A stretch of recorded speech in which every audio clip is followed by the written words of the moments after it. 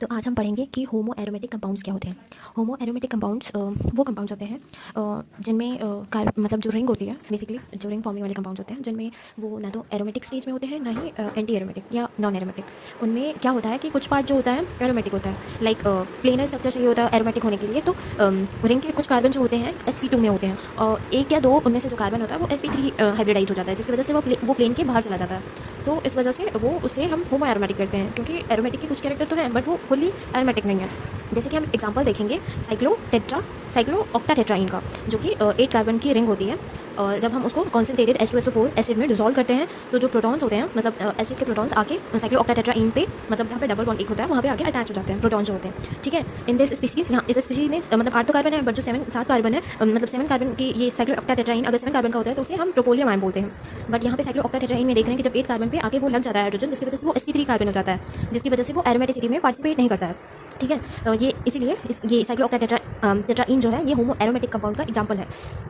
ये इसीलिए है क्योंकि उसका ये जो 8th कार्बन है वो sp3 हाइब्रिड में चला जाता है, जिसकी वजह से कार्बन एटम में कंजुगेशन साइकिल बन जाता है। In order for the orbital to overlap most effectively, so as to close loop, the sp3 atoms are supposed to lie almost one. अच्छा, ये कंजुगेशन के साइकिल को मतलब काफ़ी इफेक्टिव वे से लूप बनाने के लिए एकदम क्लोज sp3 एटम जो वो है जो बना है जहाँ पे हाइड्रोजन अटैच हुए हैं, उसको वर्टिकली अरेंज होना पड़ता है। मतलब उस प्लेन, मतलब बाकी 7 कार्बन तो एक प्लेन में है, बट वो 8 कार्बन को वर्टिकल में जाके मतलब अपना पोजीशन वर्टिकली वो करना पड़ता है, ताकि मतलब कंजुगेशन फॉलो हो सके। अबव द प्लेन वो आ जाता है 8 कार्बन।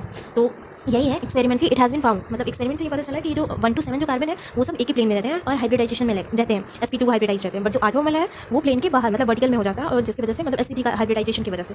तो यहाँ पे जो हाइड्रोजन अटैच हुए हैं ना वो 2 टाइप के हैं, Ha हाइड्रोजन और Hb। जैसे लेबलिंग करते हैं ना प्रोब, जैसे मार्किंग आइसोटोप वाले, वैसे एक हाइड्रोजन Ha माना गया है, एक को Hb। तो जो अबव द प्लेन है उसको Hb माना गया है, नहीं found at Hb hydrogen is above the plane, हाँ Hb। और जो Ha है वो बिलो द प्लेन है, मतलब जो रिंग है 1 to 7 जिस प्लेन में है उसी प्लेन में Ha है, और Hb जो है वो वर्टिकल चला गया। और ये एक्सपेरिमेंटली हमें कैसे पता चला, क्योंकि जब NMR करते हैं ना, NMR से हमें किसी भी कंपाउंड का वो नेचर पता चलता है, नेचर नहीं मतलब पता चलता है कि इसका मतलब रेंज क्या है, मतलब उसकी डेल्टा वैल्यू से, मतलब हाइड्रोजन का। तो हाइड्रोजन यहाँ पे NMR की हेल्प से हाइड्रोजन का डेल्टा वैल्यू जब पता किया गया, Ha और Hb 2 टाइप के हैं, तो Ha का डेल्टा वैल्यू 5.1 था और Hb का डेल्टा वैल्यू -0.3, मतलब बहुत कम था Ha से। तो इसलिए वो मतलब उस प्लेन में नहीं रहता है। Ha जो है ज़्यादा डेल्टा वैल्यू होने की वजह से मतलब रिंग के प्लेन में ही है, और Hb का डेल्टा वैल्यू बहुत कम होने की वजह से -0.3, तो वो वर्टिकल चला जाता है। जबकि हाइड्रोजन H1 से H7 तक जो कार्बन C1 से C7 तक जो अटैच है उनका डेल्टा वैल्यू भी हाई है, उनका डेल्टा वैल्यू 6.6 है।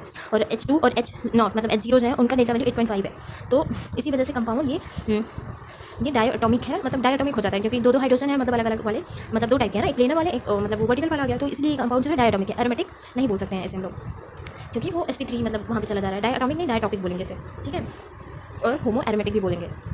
इस कंपाउंड से हमें ये मतलब इस कंपाउंड से हमें भाई बेसिकली पता चला कि इसमें 2 टाइप के हाइड्रोजन है, एक इनर हाइड्रोजन है और एक आउटर हाइड्रोजन है। ये भी पता चला इनर जो हाइड्रोजन है appearing at lower delta value, अच्छा अंदर वाले जो हाइड्रोजन है उनकी डेल्टा वैल्यू कम है, और जो बाहर वाले हैं आउटर वाले, मतलब जो रिंग में भी हाइड्रोजन जो 2 है ना, हर एक कार्बन पे 2 है, एक अंदर की साइड है एक बाहर की साइड। जो अंदर की साइड वाले हाइड्रोजन है उनकी डेल्टा वैल्यू लो है, बट जो बाहर की साइड वाले हाइड्रोजन है उनकी डेल्टा वैल्यू ज़्यादा है। दस हम ये NMR स्पेक्ट्रम जो निकालते हैं उसी के बेसिस पे हमें ये पता चल रहा है कि ये जो कंपाउंड है ये डायटोपिक है, मतलब ये कंपाउंड एरोमेटिक नहीं है। ठीक है, उसके बाद although this compound is diatropic compound is not aromatic. वही बोल रहे हैं कि कंपाउंड अगर मतलब ये डायटोपिक है इसकी वजह से एरोमेटिक नहीं है, क्योंकि वही हाइब्रिडाइजेशन एक कार्बन की sp3 हो जा रही है, इसलिए हम इसे होमो एरोमेटिक बोल रहे हैं। डायोटोमिक मॉलिक्यूल में एटलीस्ट एक कार्बन sp3 हाइब्रिडाइज होगा, तभी हम उसे होमो एरोमेटिक बोल सकते हैं। मतलब जरूरी नहीं है कि हर डायोटोपिक कंपाउंड मतलब होमो एरोमेटिक ही हो, मतलब कम से कम एक कार्बन sp3 होना चाहिए, क्योंकि डायोटोपिक जो कंपाउंड होते हैं वो 2 टाइप के होते हैं, एरोमेटिक भी होते हैं और होमो एरोमेटिक भी होते हैं। होमो एरोमेटिक कंपाउंड जो होते हैं वो जनरली आयनिक फॉर्म में एग्जिस्ट करते हैं, वो कभी भी एरोमेटिक फॉर्म में एग्जिस्ट नहीं करते हैं। तो ये जैसे साइक्लो ऑक्टाटेट्राइन हम लोगों ने देखा, ये पहले तो नॉन एरोमेटिक होता है, लेकिन जब इसको हम स्ट्रॉन्ग बेस 2 मोल के स्ट्रॉन्ग बेस पोटेशियम का कोई बेस ले लो, उससे रिएक्ट करवाते हैं, तो वहाँ से उसके 2 H+ मतलब डायनाइन निकल जाते हैं, जिसकी वजह से वो एरोमेटिक हो जाता है।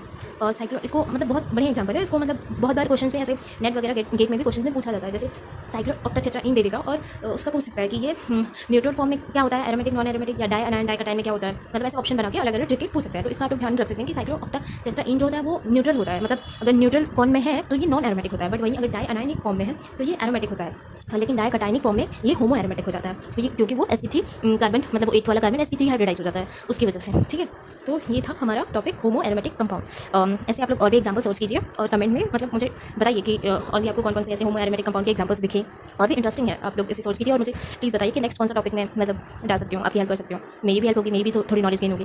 Thank you.